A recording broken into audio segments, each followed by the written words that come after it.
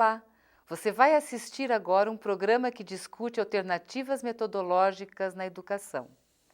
O programa de hoje é um especial gravado no Colégio Militar, em Curitiba, no dia 9 de outubro de 2008, dentro dos seminários temáticos do Programa de Desenvolvimento da Educação, o PDE.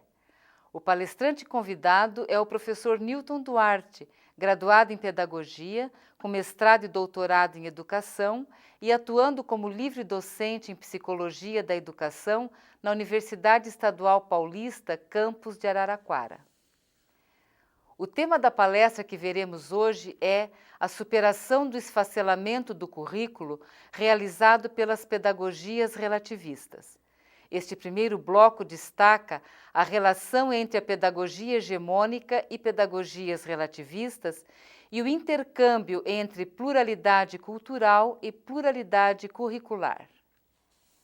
Está no ar mais um Hora Atividade. Boa tarde a todos. Inicialmente, meus agradecimentos à equipe do PDE pelo convite para proferir essa palestra hoje com vocês aqui em Curitiba.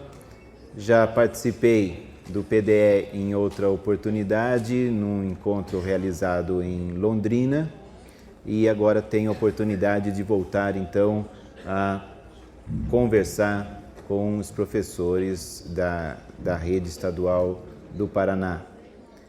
O tema para a nossa conversa de hoje é relativo ao currículo. E, por coincidência, recentemente eu participei de um evento na Universidade Federal de Santa Catarina, Colóquio Luso-Brasileiro sobre Questões Curriculares. E nesse evento apresentei um trabalho que é o que trago hoje para discutir com vocês. E quando entrava vi que vocês já dispõem do texto, então é sobre esse material, sobre esse texto que discutiremos. E a partir desse texto, depois então abriremos para o debate, para que possamos aprofundar algumas questões, possamos debatê-las, possamos, enfim, avançar em discussões relativas às questões curriculares na educação pública brasileira e, em especial, no caso aqui, na educação pública no estado do Paraná. Eu gostaria de dizer que esse trabalho, esse texto, ele resulta de uma série de estudos que venho realizando já há vários anos, como alguns de vocês sabem, na perspectiva da construção de uma teoria educacional marxista. Já há alguns anos venho procurando contribuir através de estudos da obra dos psicólogos soviéticos como Vygotsky, Leontiev, Luria e outros, da obra dos clássicos do marxismo, o próprio Marx, Engels, Lenin, Gramsci e Lukács, mas principalmente Lukács, Agnes Heller, Jorge Marcus, que são os autores da assim chamada Escola de Budapeste. Venho realizando esses estudos buscando contribuir para uma teoria pedagógica, uma teoria da educação e, mais especificamente, uma teoria da educação escolar. Atualmente, eu desenvolvo uma pesquisa com apoio do CNPq, na qual venho analisando os trabalhos de Lukács e de Vygotsky no campo da teoria estética, os trabalhos nos quais eles analisaram as relações entre os seres humanos, indivíduos e as obras de arte, e eu procuro por meio desse estudo extrair contribuições para compreendermos as relações dos seres humanos com as obras da cultura em geral, não só da arte, mas da ciência e de toda a produção cultural humana. Eu entendo que essa análise é necessária, é importante para avançarmos nas nossas reflexões nas nossas teorizações e na nossa prática no campo da educação escolar. Já há mais de 70 anos que Vygotsky escreveu em um de seus textos que a psicologia precisaria estudar mais detalhadamente, mais aprofundadamente, o que cada um dos conteúdos escolares produziria em termos de desenvolvimento psicológico dos indivíduos. E a verdade é que, passados mais de 70 anos, a psicologia educacional pouco avançou nesse terreno. A psicologia educacional pouca atenção deu a o que, de fato, os conteúdos escolares produziriam em termos do desenvolvimento psicológico das crianças, dos adolescentes e dos jovens. A psicologia da educação, tenho eu dito, também em tom de provocação, tem se debruçado bastante sobre questões relativas às relações dos alunos uns com os outros, das crianças umas com as outras, a questões relativas ao que se passa dentro da mente das crianças, a questões relativas às interações das crianças e dos alunos com os professores, mas tem se esquecido de um detalhe essencial, que essas relações são mediadas por aquilo que é a especificidade da escola, ou seja, o conteúdo escolar, o trabalho com os conteúdos escolares. A psicologia da educação tem deixado praticamente de fora de suas pesquisas o tema dos conteúdos escolares. Ora, como é que nós podemos analisar efetivamente o que se passa na escola, voltando as costas para aquilo que é essencial, que é o trabalho com o conhecimento, o trabalho com os conteúdos escolares? Então, essa pesquisa que atualmente faço, embora se volte mais especificamente para a questão da arte, das relações entre indivíduo e obra de arte, nos estudos do Lukács e do Vygotsky, tem por objetivo ir além da questão propriamente estética, mas tem por objetivo extrair daí contribuições para pensarmos como o ser humano se relaciona com as grandes produções culturais da humanidade. E o que isso pode contribuir para compreendermos melhor o nosso trabalho na educação escolar. Porque eu compartilho com Marx e com outros marxistas que se apropriaram desse princípio formulado por Marx, compartilho a tese de que a anatomia do homem é a chave da anatomia do macaco. Ou seja, se nós compreendemos o mais desenvolvido, podemos compreender o menos desenvolvido. Então, se nós compreendermos as relações entre os seres humanos e as obras mais ricas da humanidade, creio que extrairemos daí muita coisa que nos ajudará a trabalharmos com as relações entre o ser humano e o conhecimento em geral, em todos os níveis do ensino. É nesse contexto, é nessa perspectiva que trago a vocês hoje essa contribuição neste trabalho que apresentarei. Eu vou pedir licença para fazer algo que eu normalmente não faço, que eu não gosto de falar lendo, eu prefiro falar mais livremente, mas eu quero abordar realmente todos os pontos desse texto, quero discuti-lo mais detidamente com vocês, então vou me permitir fazer algo que não é o meu hábito, que é ler, acompanhar o texto junto com vocês. Como vocês viram, o texto intitula-se Pela superação do esfacelamento do currículo realizado pelas pedagogias relativistas. O título já é por si só provocativo. Já contém algumas teses. A primeira delas é que o currículo da escola pública brasileira tem passado por um processo de esfacelamento.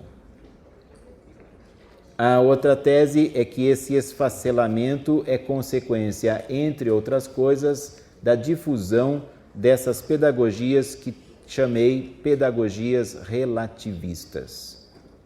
Então, vejamos mais detidamente o que isso quer dizer, o que eu quero dizer com isso. No primeiro texto, no primeiro item do texto, eu analiso aquilo que chamei a negatividade intrínseca às pedagogias relativistas.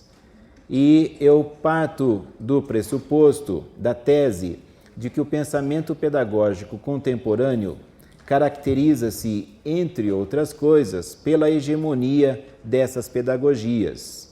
E eu daria destaque entre as pedagogias relativistas para o construtivismo, pedagogia das competências, pedagogia dos projetos, pedagogia ou teoria do professor reflexivo e o multiculturalismo, que, como é sabido, tem uma influência muito forte no campo do currículo e dos estudos curriculares.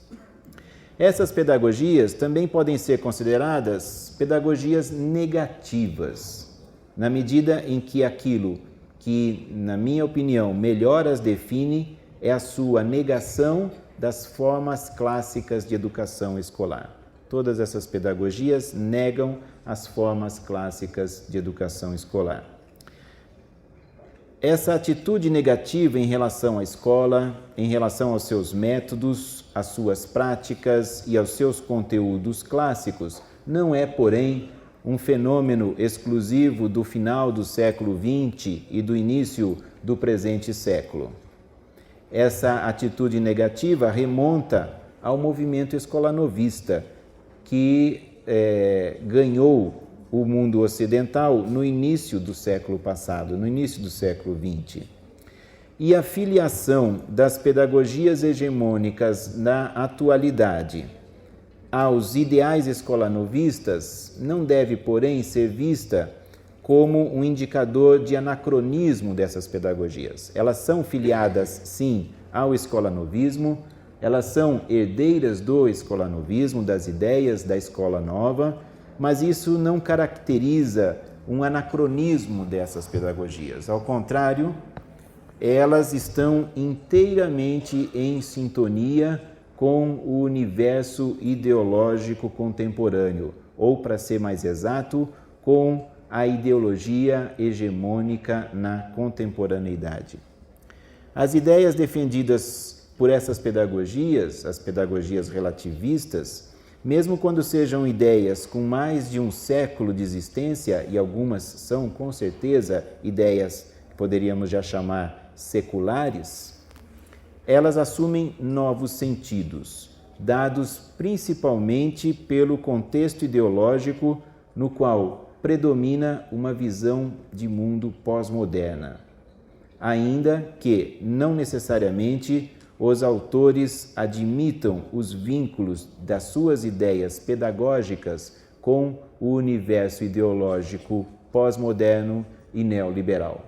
Ou seja, mesmo quando educadores, sociólogos, psicólogos, empresários, enfim, quando pensadores defendem concepções educacionais na perspectiva construtivista ou da pedagogia das competências, dos projetos, do professor reflexivo, do multiculturalismo, mesmo quando eles não assumem explicitamente os vínculos dessas suas ideias com o universo ideológico pós-moderno e neoliberal, ou mesmo quando não admitem esses vínculos, eu afirmo que eles existem e eles são muito nítidos e muito fortes. Um aspecto comum a essas pedagogias relativistas é a ausência da perspectiva de superação da sociedade capitalista. E, por consequência dessa ausência da perspectiva de superação da sociedade capitalista, eu diria que todas elas compartilham de uma concepção idealista das relações entre educação e sociedade. Mesmo que nos trabalhos de alguns defensores dessas pedagogias existam momentos de crítica a certos aspectos da sociedade capitalista, como, por exemplo, crítica às políticas neoliberais em educação, críticas a tentativas de privatização da educação, essas críticas acabam, no meu entender, sendo neutralizadas pela crença na possibilidade de resolução dos problemas sociais sem necessidade de superação radical da atual forma de organização da sociedade. E, como sabemos, a atual forma de organização da sociedade tem como centro dinâmico a lógica de reprodução do capital. Então, essas pedagogias, ou alguns autores no campo dessas pedagogias, por vezes podem até ensaiar algumas análises críticas em relação a certos aspectos da sociedade contemporânea. Entretanto, falta mesmo a essas análises críticas a perspectiva de que nós só superaremos os grandes problemas da humanidade, os grandes problemas da sociedade, quando superarmos a lógica do capital, quando superarmos a sociedade do capital. Para essas pedagogias, esses problemas podem ser enfrentados dentro da lógica da atual sociedade. Só que os problemas sociais mostram-se cada vez mais agudos. A solução ilusória a qual aderem essas pedagogias acaba sendo uma visão idealista da educação. E aqui eu uso o adjetivo idealista não com referência à adesão a ideais. Não chamo essas pedagogias de idealistas porque defenderiam ideais, mas sim porque elas adotam o princípio de que os problemas sociais são resultantes de mentalidades, por exemplo, mentalidades errôneas, e que, portanto, poderiam ser corrigidos, superados esses problemas sociais, se nós, por meio da educação, difundíssemos novas ideias entre as pessoas, especialmente para as pessoas das novas gerações. Com a difusão dessas novas ideias, esses problemas, os problemas sociais, poderiam ser solucionados. Por exemplo, o problema da violência crescente na sociedade contemporânea é muitas vezes visto por essas pedagogias como algo que poderia ser combatido pela educação pela paz. Então, a educação pela paz poderia resolver os problemas da violência crescente na sociedade. Até porque essa violência é analisada como sendo um problema que se origina nos indivíduos e não é visto como um problema que se origina na estrutura social. Por exemplo, nós poderemos resolver o problema da violência gerada pelo imperialismo norte-americano apelando por uma educação para a paz? Eu não creio nisso. Igualmente idealista é a ideia de que a educação ambiental poderia reverter a destruição do meio ambiente realizada pela sociedade contemporânea. Como se a destruição do meio ambiente fosse um problema de consciência individual e, por meio de projetos de educação ambiental, mudaríamos a consciência individual e reverteríamos a situação de acelerada destruição do meio ambiente. Ou então a ideia de que o desemprego poderia ser superado por uma formação profissional mais adequada às novas demandas do mercado de trabalho, ou, como preferem alguns, por uma formação profissional embasada na ideologia do empreendedorismo ou da empregabilidade. Esse idealismo chega a extremos, como, por exemplo, quando acreditam que no mesmo processo educativo seria possível formar indivíduos preparados para enfrentarem a competitividade do mercado e imbuídos do espírito de solidariedade social. Associada a esse aprisionamento das pedagogias contemporâneas, a lógica da sociedade capitalista, elas não conseguem sair dessa lógica, e associada ao idealismo dessas pedagogias, está uma ideia muito difundida, mas poucas vezes explicitada de forma clara.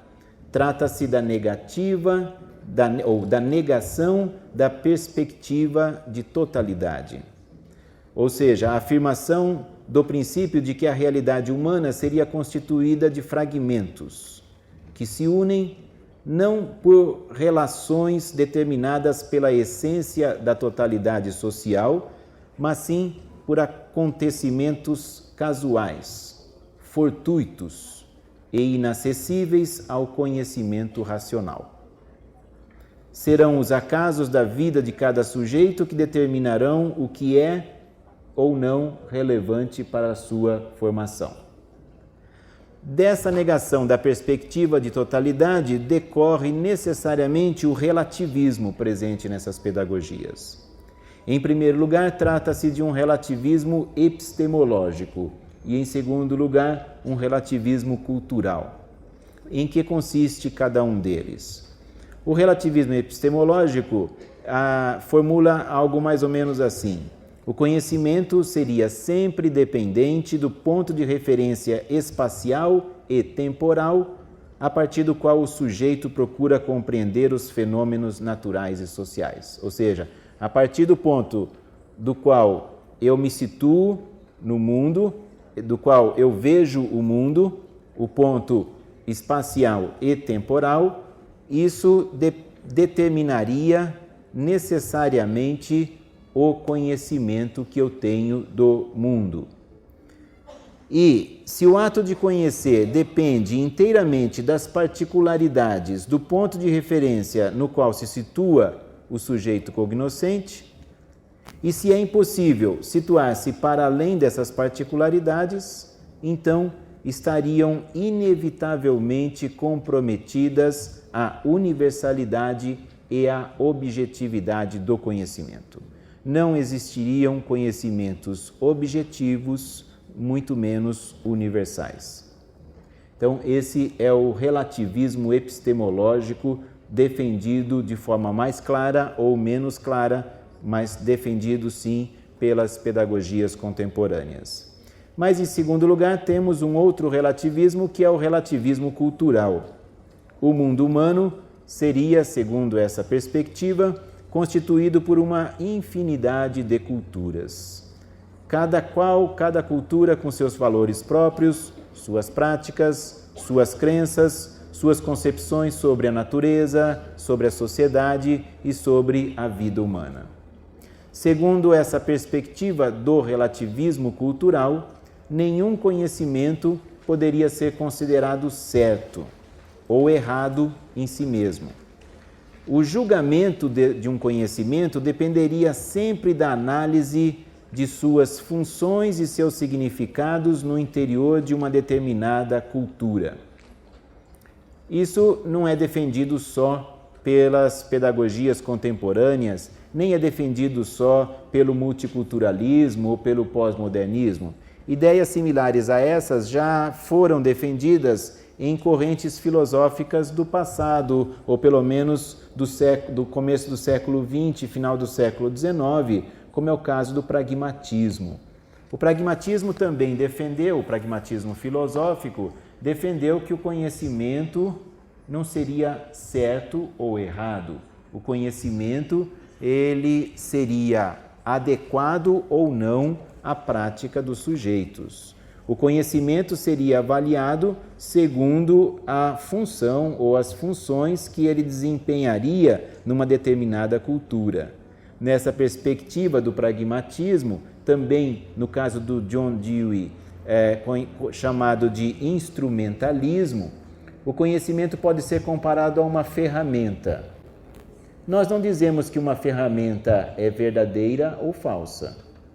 Nós dizemos que ela é útil ou não é. E útil para quê? Então, um serrote nós usamos para serrar madeira. Nós não usamos um serrote para bater um prego. Então, se nós quisermos bater um prego, nós não diremos que o serrote é falso. Diremos que o serrote não é útil, não é adequado. Mais adequado é o martelo. Mas isso também não nos leva a dizer que o martelo seja verdadeiro. Pois bem, para o pragmatismo, o conhecimento se apresenta dessa forma. Ele, mesmo quando seja chamado de verdadeiro, a ideia de verdadeiro aí deve ser entendida de uma outra maneira. Não se trata propriamente de correspondência objetiva com a realidade. Trata-se isto sim de uso adequado da ideia numa determinada prática dos sujeitos. William James, um dos clássicos do pragmatismo norte-americano, certa vez afirmou que a ideia de Deus, a hipótese da existência de Deus, se ela funcionar bem na prática dos sujeitos, então ela é verdadeira. Ou seja, fazendo essa afirmação, ele, de maneira bastante hábil, saiu pela tangente na clássica disputa entre aqueles que acreditam na existência de Deus e aqueles que afirmam que Deus não existiria. Ele não afirmou que Deus existe ou que não existe.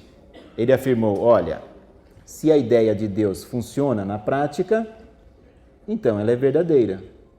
Se ela não funciona, então ela é falsa. A afirmação dele, portanto, é uma afirmação relativista. Depende da cultura, a veracidade ou não veracidade de uma ideia. Mas aí nós perguntaríamos, o que é uma cultura? O que delimita uma cultura? E somos obrigados a admitir que há muita imprecisão no pensamento pedagógico contemporâneo acerca dos critérios para delimitar-se uma cultura. Cultura hoje é uma palavra muito usada, mas muito mal definida, muito mal conceituada. Ao mesmo tempo que se fala em cultura ocidental, cultura oriental, fala-se também em cultura negra, cultura branca, culturas indígenas, cultura popular, cultura de elite, cultura das crianças ou dos adolescentes ou dos jovens, cultura gay, cultura dos surdos, cultura dos cegos, cultura escolar, cultura institucional, cultura das tribos juvenis, etc., etc.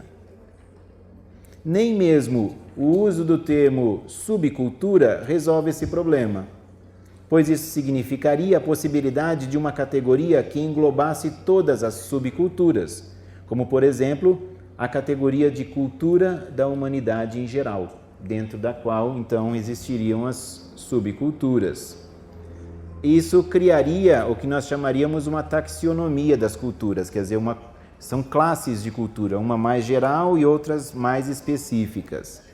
Mas essa ideia de uma taxonomia das culturas, essa ideia da existência de uma cultura da humanidade em geral, entraria em choque com o princípio do relativismo. Eu até afirmaria que a imprecisão em relação ao que delimite de fato uma cultura é necessária. Essa imprecisão não é casual, ela é necessária ao relativismo na educação, pois essa imprecisão possibilita um uso bastante elástico e até mesmo casuístico do termo cultura. Não é difícil perceber que o relativismo cultural incide diretamente sobre o currículo escolar, acarretando no limite sua total fragmentação e, eu diria mais, até mesmo a sua insolvência.